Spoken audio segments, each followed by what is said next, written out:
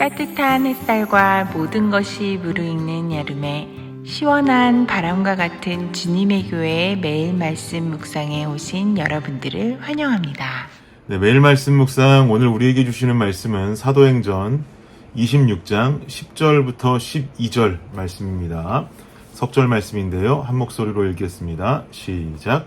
예루살렘에서 이런 일을 행하여 대제사장들에게서 권한을 받아가지고 많은 성도를 옥에 가두며 또 죽일 때에 내가 찬성 투표를 하였고 또 모든 회당에서 여러 번 형벌하여 강제로 모독하는 말을 하게 하고 그들에 대하여 심히 격분하여 외국 성에까지 가서 박해하였고 그 일로 대제사장들의 권한과 위임을 받고 다메섹으로 갔나이다. 아멘. 요즘 대한민국은 레트로 열풍이라고 말합니다. 신기술이 넘쳐 흐르는 이 시대 속에서 과거의 것을 그리워하는 사람들이 무척 많아진다는 것이죠. 이러한 열풍의 한 가지 예로 우리는 과거에나 사용했던 필름 카메라들, 이런 필름 카메라들을 요즘 젊은이들이 다시 구입해서 사용한다라는 것입니다. 요즘 메모리 카드 하나 디지털 카메라 속에 넣으면 수천 장의 사진을 찍을 수가 있고 또 우리 주머니 속에는 늘 스마트폰이 있어서 언제든 꺼내들 수 있는 주머니 속 카메라가 있음에도 불구하고 사람들은 이 불편하디 불편한 필름 카메라에 열광하고 있다는 거죠. 카메라 제조업체들에서는 당연히 필름 카메라를 신제품으로 만들어내지는 않다 보니까 사람들은 오래된 중고 필름 카메라들을 구해서 이런 레트로 문화를 즐긴다는 것입니다.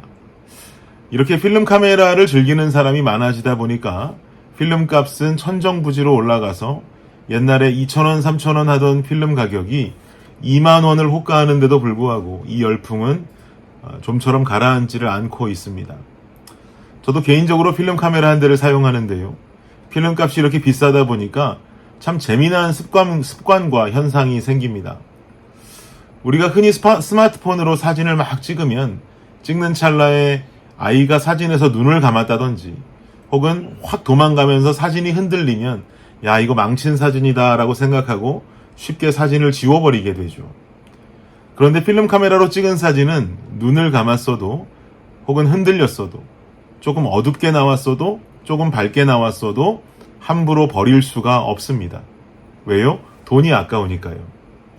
그래서 그런 사진들을 버리지 않고 모두 다 가지고 있다 보니까 이것도 하나의 재미난 추억이 됩니다. 사진을 찍었을 때의 모든 찰나들이 다 기억이 나곤 하지요. 하나도 버릴 수 없는 기억들로 간직되는 것입니다. 예전에 저희 할머니께서 이런 말씀하신 적이 있습니다. 준이라, 하나님 말씀대로 잘 살아야 된다. 나중에 천국 가면 어떻게 살았는지 하나님이 비디오로 다 찍어 놓으셨을 거야. 그러니까 잘 살아야 돼. 이런 말씀하셨던 기억이 납니다.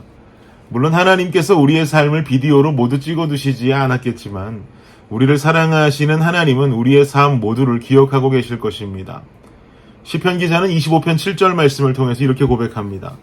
여호와여, 내 젊은 시절의 죄와 허물을 기억하지 마시고 주의 인자하심을 따라 주께서 나를 기억하시되 주의 선하심으로 하옵소서. 이 말씀을 오늘 본문의 주인공 되는 사도 바울에게 적용해보면 바울처럼이나 쥐구멍이라도 있으면 숨고 싶은 사람은 없을 것입니다. 바울의 젊은 시절의 허물이라고 하면 무엇이 있겠습니까? 본문 10절, 11절을 다시 한번 보겠습니다. 읽어봅시다. 시작. 예루살렘에서 이런 일을 행하여 대제사장들에게 권한을 받아가지고 많은 성도를 옥에 가두며 또 죽일 때에 내가 찬성 투표를 하였고 또 모든 회당에서 여러 번 형벌하여 강제로 모독하는 말을 하게 하고 그들에 대하여 심히 격분하여 외국 성에까지 가서 박해하였고. 바울의 젊은 시절 허물이라면 당연히 그리스도인들을 박해했던 예수쟁이들을 잡아서 괴롭혔던 그 과거를 떠올릴 수가 있습니다. 대제사장들에게 권한을 받아서 예수 믿는 성도들을 옥에 가두고 죽이고 스데반 집사의 죽음을 말하는 것이겠지요. 또 회당에서 형벌하고 모독하고 박해하는 바울의 과거의 모습을 우리는 잘 알고 있습니다. 아그리파 왕은 바울에게 자기 자신을 현재 변호할 수 있는 기회를 허락합니다. 사실 아그리파 왕 앞에서 바울이 하는 자기 변호는 쉽게 생각하면 크게 중요하지 않다고 생각할 수 있습니다. 왜냐하면 바울은 로만 시민권자로서 황제에게 상소하기로 되어 있었기 때문에 모든 최종 결정권은 황제가 가지고 있기 때문이죠. 그러니 아그리파 왕 앞에서의 자기 변호가 무슨 큰 소용이나 있겠습니까? 그러나 여기서 우리가 알아야 할 것은 황제가 아무리 바울이 로마의 시민권을 가지고 있다 할지라도 바울 같은 자의 재판을 그다지 중요하지 않다고 판단하겠죠. 그렇다면 황제가 바울을 최종 판결을 내릴 때에 중요한 것은 바로 하위 조직의 초도 수사 결과에 의존할 것입니다. 그러니 지금 바울은 아그리파 앞에서 대답을 잘해야 하는 것이죠. 그래야만이 좋은 의결서가 황제에게 올라가게 될 것이고 바울의 판결은 좋게 나오게 될 것입니다.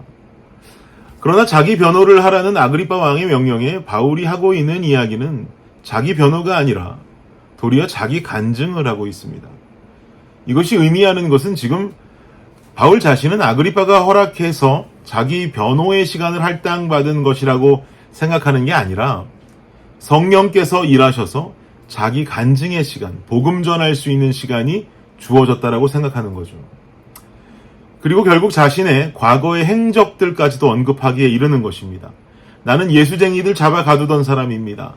매질했던 사람입니다. 심지어 죽이는데도 가담했던 바리새인이었습니다.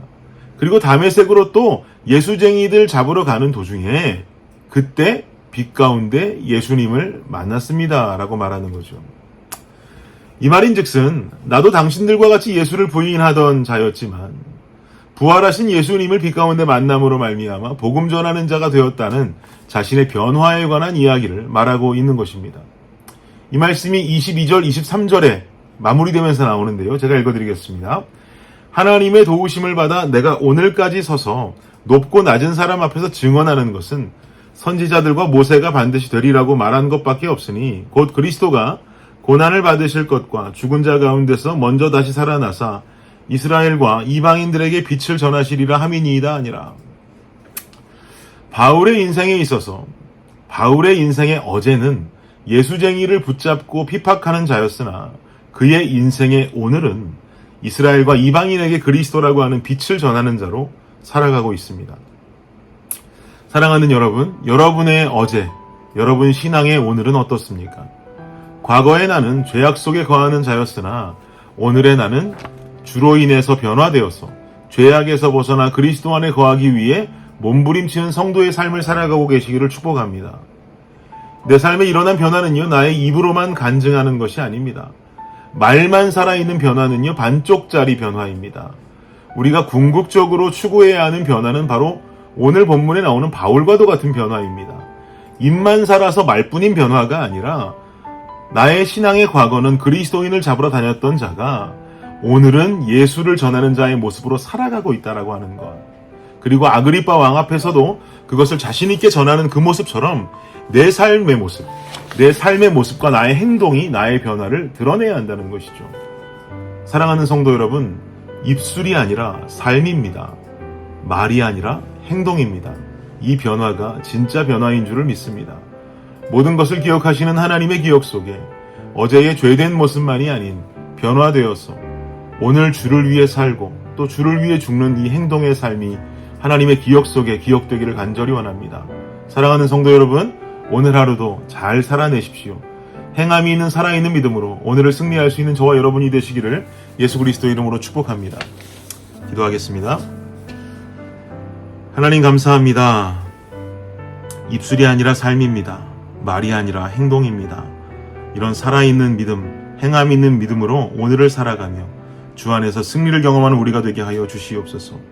주님 보시기에 주님의 기억 속에 오늘을 살아가고 있는 참된 그리스도인의 이 모습마저 잘 기억되어지고 칭찬되는 우리의 삶 되게 하여 주옵소서. 예수님의 이름으로 기도드립니다. 아멘.